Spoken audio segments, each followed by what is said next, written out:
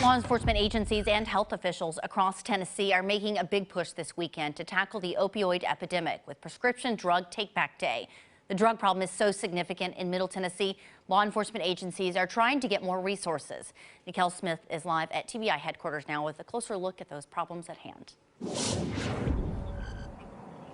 Yeah, one of the biggest aspects of that problem right now, Nikki, these fake prescription pills that are soaring across the country, and they're here in Middle Tennessee as well. The TBI, where I'm at now, working with the DEA as well to try to tackle this problem. And at the end of the day, they're really just trying to save lives. So we checked in with the DEA's national office about this, and they said in the middle of the pandemic, actually, they moved their location from downtown Nashville to a bigger space in South Nashville. We talked with DEA Assistant Special Agent in charge in Nashville, Brett Pritz, about this. He says the DEA has seen a rise in drug trafficking throughout Tennessee, and judging on what they've seen over the last few years, they decided to add additional special agents to their office here in Nashville as well as in Memphis. In response to this current crisis with opioids and overdoses, they partnered with the Tennessee Bureau of Investigation to create a new task force.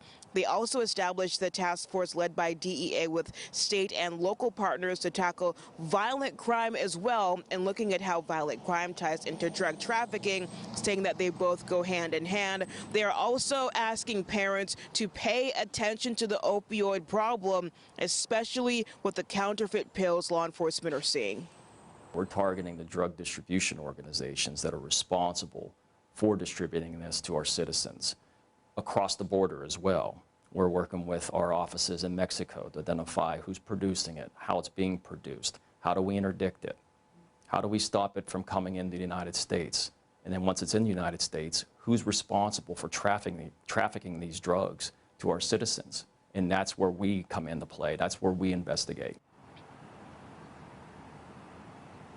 He says they're asking the community to do their part as well with National Prescription Drug Take-Back Day. That is happening tomorrow, but there are also events as part of this effort today. They're asking people to get rid of these unwanted, unnecessary, or old prescription pills in their homes so they don't get into the wrong hands, causing someone to develop an addiction and eventually contribute to this opioid epidemic. For now, reporting live in Nashville, Nikel Smith, News 2.